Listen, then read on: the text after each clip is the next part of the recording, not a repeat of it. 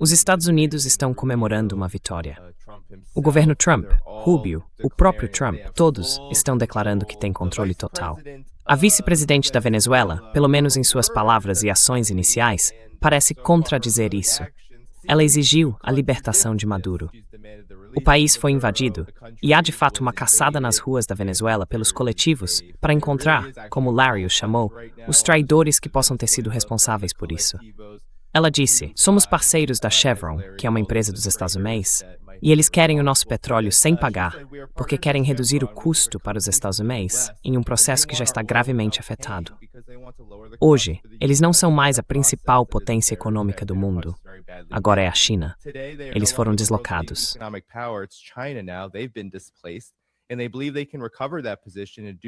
E eles acreditam que podem recuperar essa posição e fazê-lo. Eles precisam do petróleo da Venezuela de graça. E para que seja de graça, precisa ser roubado. Eles realmente acham que nós, como povo, vamos permitir isso? Entregar nosso petróleo? Entregar nossas riquezas? Bem, eles tiveram que fazer do jeito que fizeram.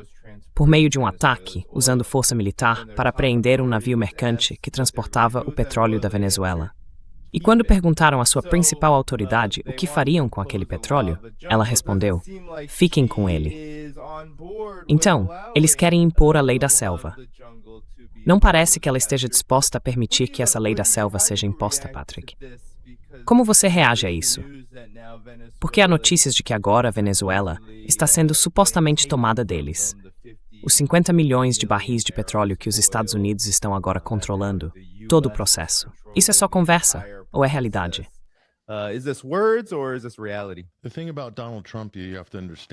A coisa sobre Donald Trump que você precisa entender é o seguinte: eu apenas olho para o desempenho. Donald Trump é só mais um cavalo na grande corrida política, tipo a Grand National ou a loteria irlandesa, certo? Então eu olho para o desempenho, e o desempenho de Donald Trump é consistente, ele fala muito. Provavelmente é por isso que ninguém ficou satisfeito em frequentar sua escola de negócios, a Trump University, porque a primeira regra nos negócios é nunca prometer demais e entregar de menos. E isso parece ter passado despercebido pelo grande gênio dos negócios, Donald Trump, porque ele vive prometendo demais e entregando de menos. Lembra das terras raras? Quer dizer, são terras raras, mas Trump reinventou o termo, chamou de terras brutas na Ucrânia. Foi tipo: fizemos um acordo, assinamos um acordo com Zelensky, vai ser lindo, vamos conseguir todas as terras brutas.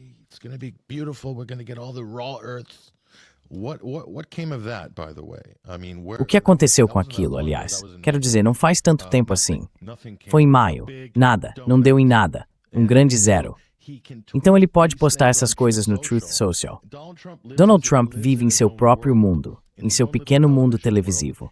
Ele acha que se imaginar algo, tem um poder de manifestação tão grande que se ele publica uma verdade em sua conta no Truth Social, isso de alguma forma se manifesta, ou vai se manifestar. E o que sua administração claramente fez em várias ocasiões foi lançar primeiro uma grande declaração ou promessa. Depois, dá para ver que eles correm desesperadamente nos bastidores, tentando montar algo que se pareça com a promessa inicial.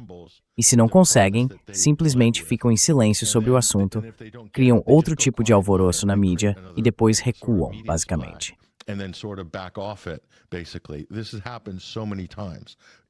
Isso já aconteceu tantas vezes no Oriente Médio, também na situação da Ucrânia, com o Irã, e vai acontecer de novo aqui na Venezuela. Porque esse é o paradoxo, certo, das intervenções dos Estados Unidos. E é um paradoxo feio, que é o seguinte: se você não estiver disposto a colocar tropas em solo, não vai conseguir levar adiante nenhum dos seus grandes planos. Mas se colocar tropas em solo, vai ser sugado por um atoleiro, e tudo vai acabar em lágrimas de qualquer forma. Resumindo, se você quer alcançar seus objetivos e depois se defender, e ainda trazer descrédito para o governo, coloque tropas em solo. Você vai alcançar alguns objetivos, mas pode acabar saindo de cabeça baixa e com o mundo te odiando ainda mais do que antes.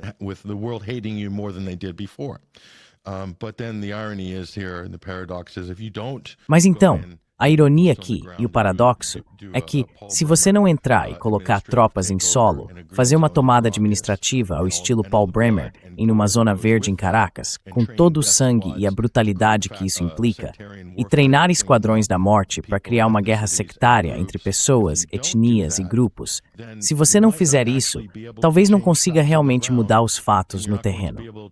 E você não vai conseguir ter uma mudança completa, quando dizemos mudança de regime, não apenas do líder. Os Estados Unidos, idealmente, gostariam de remover todo o governo e expurgar o governo em Caracas de qualquer socialista ou chavista. Mas para fazer isso, basicamente as ruas precisariam correr com rios de sangue. Estou apenas dizendo, essa é a realidade histórica.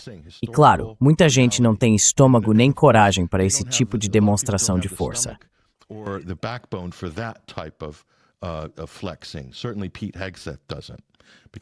Certamente Pete Hegseth não, porque ele estaria acabado.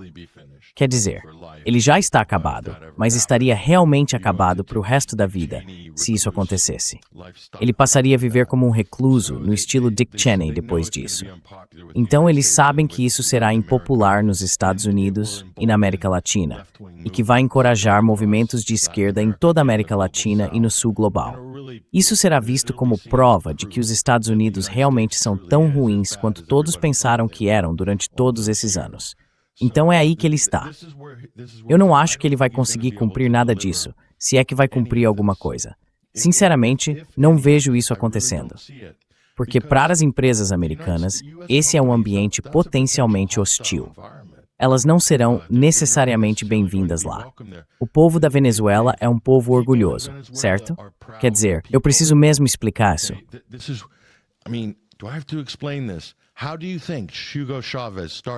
Como você acha que Hugo Chávez iniciou o movimento político mais incrível do sul global em nossa vida? Foi porque ele era popular. Por que ele era popular? Por causa da mensagem, dos valores de seu movimento e por implementar mudanças como um verdadeiro agente delas, resgatando aquele orgulho, aquela solidariedade, aquele senso de identidade nacional venezuelana e os valores que vinham com isso. Esse é um conceito estranho para qualquer pessoa nos Estados Unidos, porque faz muito tempo que não temos nada remotamente parecido com isso, de forma autêntica, pelo menos, em nossa parte do mundo, o hemisfério ocidental. Mas ainda assim, é por isso. E é também por isso que as Forças Armadas tendem a ser leais a esse movimento, ao contrário de outros países sul-americanos, onde as elites mandam seus filhos.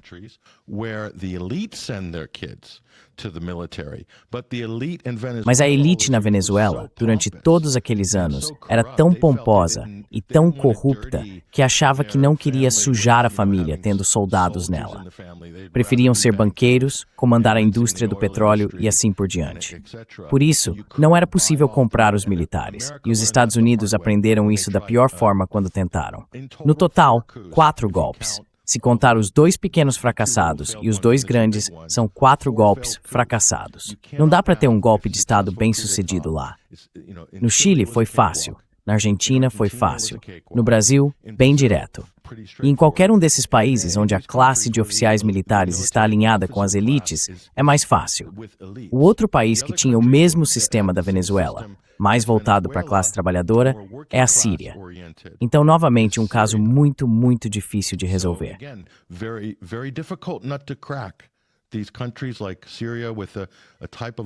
Esses países, como a Síria, têm um tipo de sistema bolivariano baatista, que é, na verdade, um movimento político anticolonial ainda em andamento. Em outras palavras, assim que quebramos as correntes do colonialismo, passamos para a próxima fase, um governo mais normal, liberal e democrático, funcionando mais como um governo ocidental, um que não esteja sob cerco. A Venezuela tem o mesmo tipo de revolução em curso. A Revolução Iraniana também compartilha muitas características semelhantes. É por isso que os Estados Unidos e seus aliados odeiam esses países, porque não conseguiram miná-los, infiltrá-los e virá-los, como fizeram com tantos outros países chamados de terceiro mundo.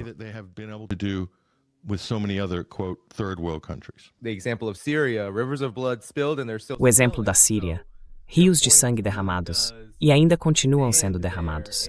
Então o seu argumento realmente se sustenta nesse caso. E Larry, eu queria analisar isso.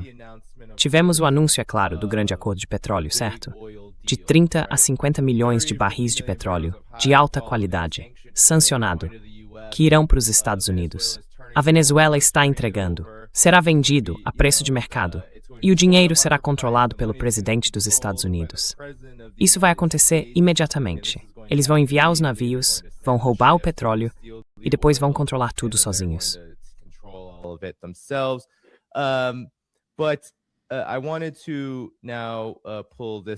Mas eu quis mostrar isso, porque quando se fala nessa ideia de que eles vão simplesmente roubar o petróleo debaixo do nariz da Venezuela, essas são as ruas da Venezuela agora, Larry. Aqui está apenas um vídeo. Você não vai intervir no meu país. Você não vai intervir no meu país.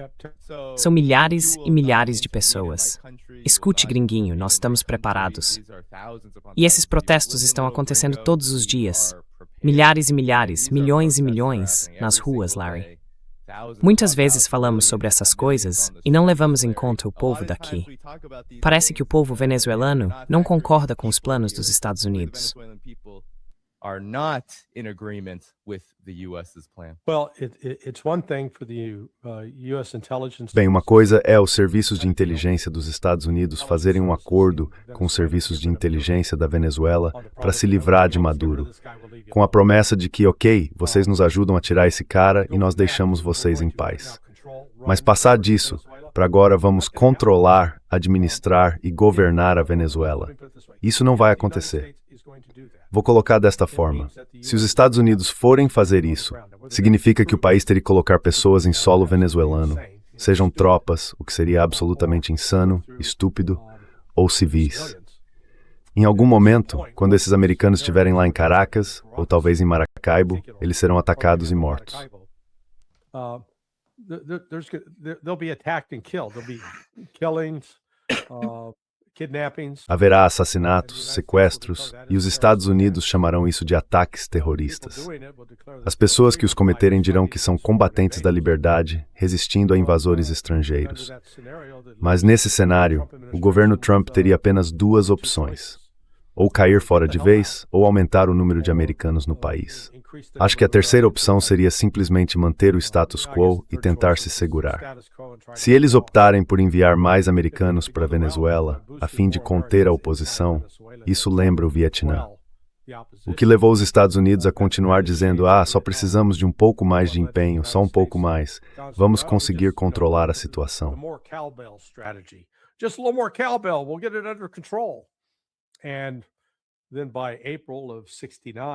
E então, em abril de 1969, quando tínhamos 543 mil soldados americanos no Vietnã, percebemos que a situação não iria mudar. Então existe esse risco. E sabe, o problema é que a maioria, garanto que 99% das pessoas que tomam decisões de política sob o governo Trump nunca esteve na Venezuela. Elas não entendem como é o terreno. A Venezuela tem muita selva de dossel triplo e montanhas, e é muito parecida com a Colômbia. Uso a Colômbia como exemplo. Se surgir um movimento guerrilheiro ou insurgente que se opõe ao governo, eles podem desaparecer na selva, e não há a menor chance de o governo conseguir tirá-los de lá, subjugá-los ou derrotá-los.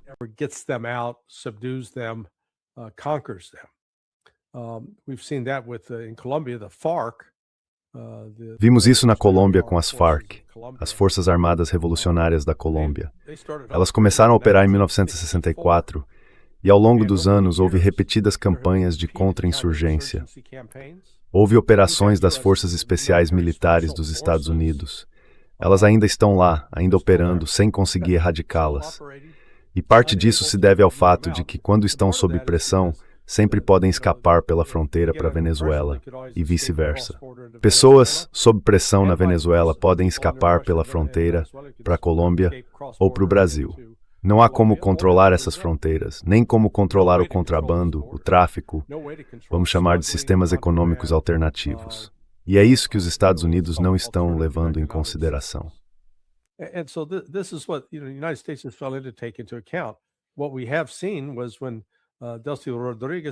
O que vimos foi Delcy Rodrigues basicamente tomando posse no outro dia diante do corpo diplomático, especificamente apertando mãos. O embaixador da China estava lá, o embaixador da Rússia também.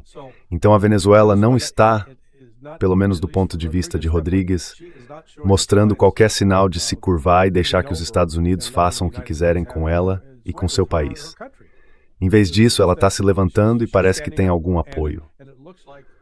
Agora, caberá a ela eliminar os indivíduos nos serviços de segurança que traíram Maduro, porque isso realmente aconteceu. Portanto, este é um atoleiro para o governo Trump. Eles são ingênuos o bastante para achar que podem controlá-lo.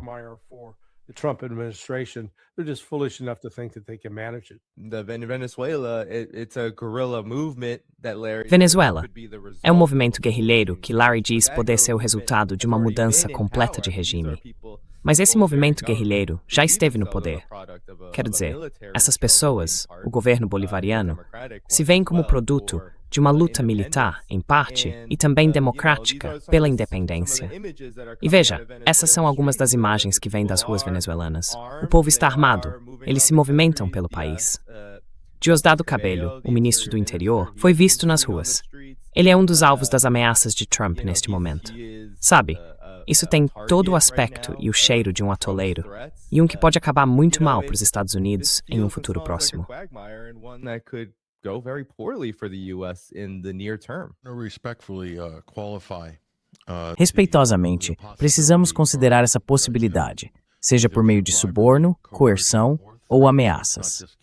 Não devemos ignorar esse fato, porque veja bem, quando a máfia aparece com uma mala de dinheiro, muitas vezes não é realmente uma escolha aceitar ou não. Você vai aceitar. E a CIA é muito persuasiva, como Larry pode confirmar. Eles vão convencer que é do interesse deles aceitar o dinheiro e pensar na família. Vão dizer que isso vai salvar vidas, porque não queremos bombardear a Rússia, mas talvez sejamos forçados a isso. Então esse é o tipo de jogo psicológico e de conversa que vai acontecer. É algo muito real.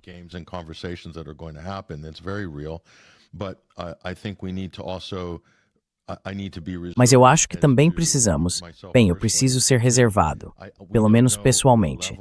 Nós não sabemos o nível de infiltração e não sabemos a extensão disso em termos de quaisquer, digamos, supostos traidores no meio do Maduro. Não sabemos esses detalhes.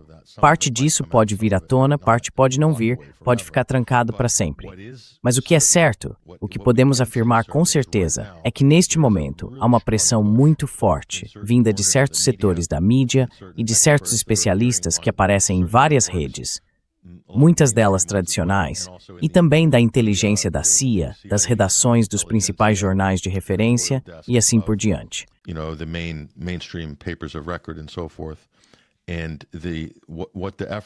E o que está acontecendo é o seguinte: no X e nas redes sociais, eles estão tentando semear discórdia, porque agora já existem rachaduras. Então basta colocar uma cunha e martelar.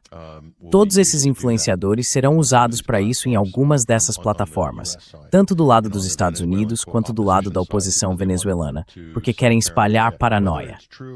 Seja verdade ou não, quem foi comprado, quem não foi, para mim isso é irrelevante. É uma peça legítima no tabuleiro.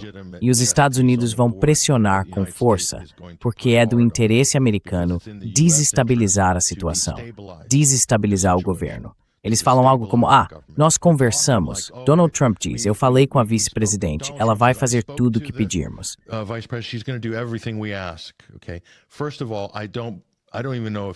Antes de tudo, eu nem sei se ele chegou a falar com ela. Não temos nenhuma prova disso. E em segundo lugar, não sabemos qual foi realmente a conversa caso ele tenha falado. Não sabemos em que termos.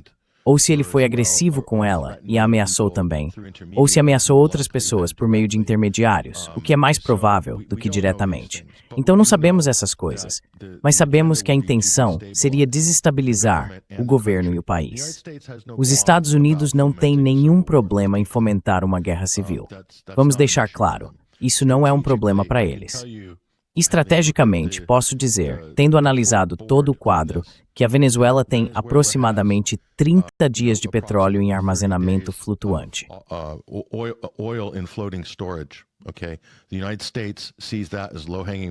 Os Estados Unidos veem isso como uma oportunidade fácil. Eles gostariam de aproveitar, de esvaziar aquilo. E então toda essa conversa, e é aqui que as coisas ficam sombrias com Trump, toda essa conversa sobre, vamos vender 30 milhões, 50 milhões, isso não serve para Trump. Ele diz que a situação ideal para os Estados Unidos seria, primeiro, eles impuseram um embargo, então sancionaram e estão sufocando o país economicamente. Depois, esvaziar as reservas de petróleo da Venezuela, roubá-las, tomá-las e em criar tensão ou algum tipo de instabilidade que, segundo ele, ameaçaria a Chevron. Certo, próximo passo. E então os Estados Unidos poderiam dizer, vejam, essas pessoas simplesmente não se comportam. Sabe, elas não vão mudar.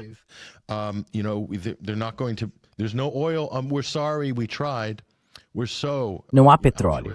Pedimos desculpas. Tentamos. Somos tão altruístas. Mas não há mais petróleo saindo da Venezuela. Então teremos que, entregaremos o petróleo aos venezuelanos. Aí entra a tática israelense. E o país é colocado sob um verdadeiro cerco. Essa é a mentalidade desse cartel criminoso que ocupa Washington neste momento. É assim que eles pensam. Exatamente como os israelenses fizeram com os palestinos. Eles acham que isso serve para gaseificar a Venezuela, tornando-a totalmente dependente.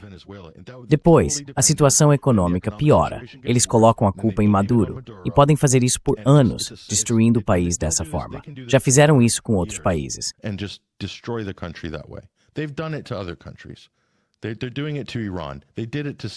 Eles estão fazendo isso com o Irã, fizeram isso com a Síria, já fizeram com outros países, estão tentando fazer isso com a Rússia e estão fracassando miseravelmente. Então é aí que vejo isso indo. Porque a última coisa que vou dizer é, Trump, Rubio, essas pessoas são tão corruptas que projetam a própria realidade.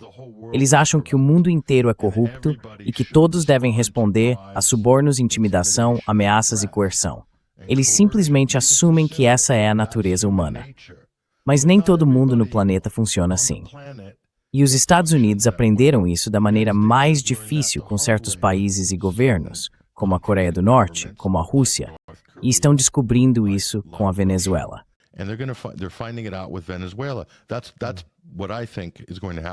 É isso que eu acho que vai acontecer com a Venezuela. E quando eles enfrentarem essa resistência, um valentão criminoso tem apenas uma reação: aplicar mais força, mais ameaças e talvez recorrer à violência. Então, o que acontece com Donald Trump quando ele chega a esse momento final, decidindo se vai ou não cruzar essa linha? Ele é forte o bastante, em seu estado físico debilitado, cercado por algumas das piores pessoas que já estiveram no governo. Elas vão empurrá-lo para além dessa linha, como Joe Biden foi empurrado em relação a Gaza. Então, essa é a minha visão muito cínica e pessimista, Danny, sobre para onde isso pode ir.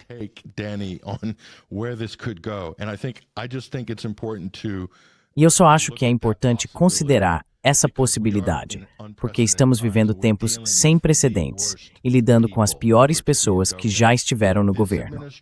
Esta administração ficará marcada na história, pode anotar, como a administração mais corrupta da história dos Estados Unidos da América. Vai fazer o governo Nixon parecer um grupo de garotos de recreio, em comparação, historicamente falando. E eu digo a você, todos nesta administração, de Trump a J.D. Vance e Tulsi Gabbard, serão manchados por essa reputação para sempre, por toda a eternidade. É para aí que isso está indo. A menos que um milagre aconteça, francamente.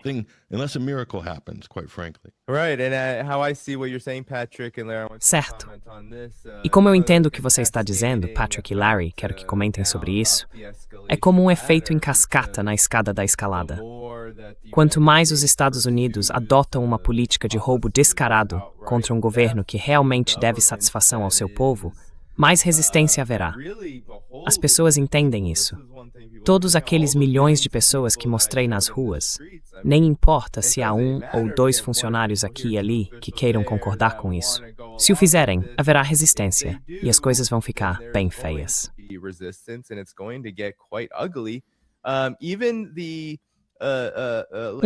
Até mesmo Larry, até mesmo o anúncio desses 50 milhões de barris de petróleo foi questionado de alguma forma como uma vitória para os Estados Unidos.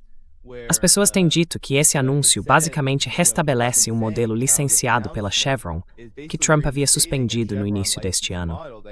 Ele direciona 50% da receita da produção de petróleo de uma conta dos Estados Unidos para a Chevron, para suas operações e para o pagamento da dívida da Venezuela com a empresa.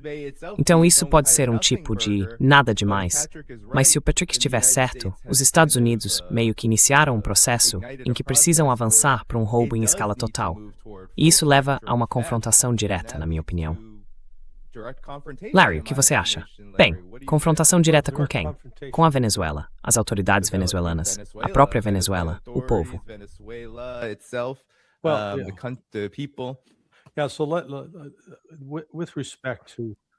Sim, então, com relação a entender como tanto a comunidade de inteligência quanto o governo operam, isso não é algo exclusivo do Trump. Quero dizer, eu vi isso desde Ronald Reagan, George H.W. Bush, Bill Clinton, George W. Bush, Obama e Biden. Todos foram iguais.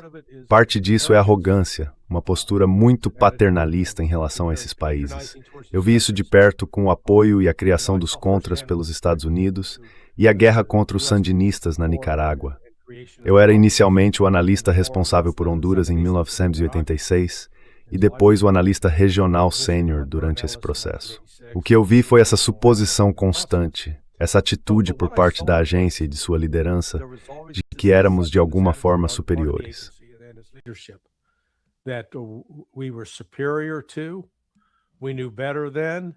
Naquela época nós sabíamos mais.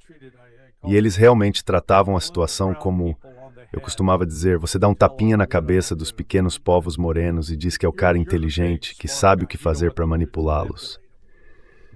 Enquanto isso, aqueles pequenos povos morenos em Honduras estavam nos deixando para trás. Nós não entendíamos de fato o jogo que estava sendo jogado contra nós. Lembro-me especialmente de que estávamos despejando toda essa ajuda militar em Honduras com o propósito explícito de atacar a Nicarágua, exceto que historicamente Honduras via seu inimigo como El Salvador. E nós continuávamos dizendo, sim, vão atrás deles. E os hondurenhos respondiam, sim. E nós dizíamos, os sandinistas, certo? E os hondurenhos respondiam, não, não, os salvadorenhos. Então estamos vendo isso se repetir aqui também.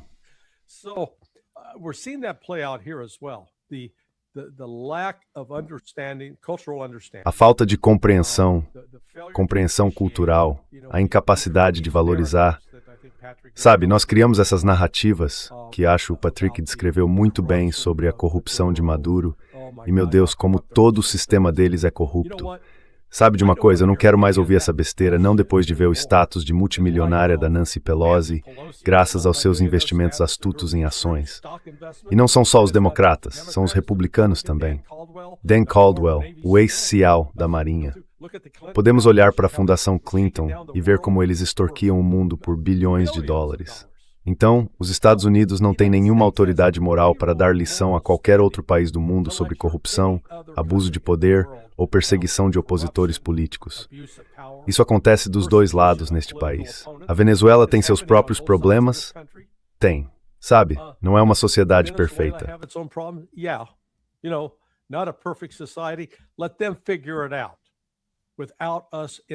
Deixem que eles resolvam isso sem a nossa interferência. Mas o que temos visto é que continuo ouvindo pessoas falarem sobre a doutrina Monroe, e elas não a entendem de forma alguma. Na verdade, a doutrina Monroe era muito específica. Ela foi criada para impedir que a Europa viesse para o hemisfério ocidental e estabelecesse aqui um governo europeu, fosse britânico, francês ou alemão. Os Estados Unidos iriam se opor a isso, lutar contra isso. Fora isso, se a Alemanha, França, Espanha ou Portugal já tivessem uma colônia estabelecida, a política dos Estados Unidos era, não vamos interferir nisso. Isso significa que não faríamos operações secretas. No entanto, se o povo do México se levantasse para expulsar a Espanha, sim, nós apoiaríamos isso. Ajudaríamos os mexicanos a conquistar a independência. Essa era a doutrina Monroe.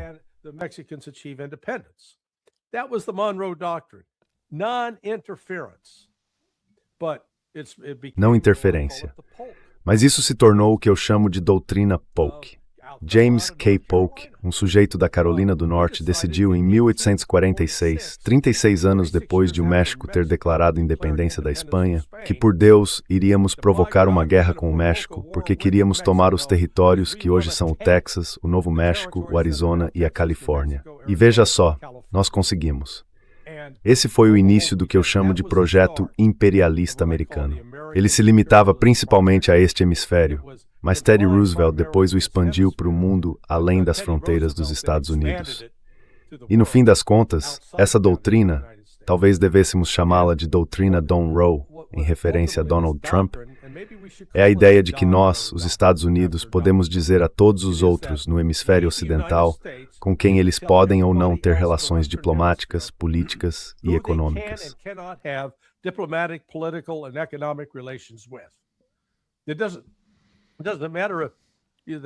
Não importa que a China e a Rússia não estejam tentando estabelecer colônias. A questão é que nós decidimos com quem você pode negociar. Na verdade, nós decidimos quem é terrorista. Veja, há pessoas que cometeram ataques contra civis e que nós acolhemos e apoiamos, porque estão atacando aqueles que queremos atacar. E já que estamos nisso, por Deus, se quisermos tomar a Colômbia, vamos tomar a Colômbia. Se quisermos o Panamá, vamos tomar o Panamá. E vamos tomar a Groenlândia também. Então vamos entoar um coro de "Tenho orgulho de ser americano".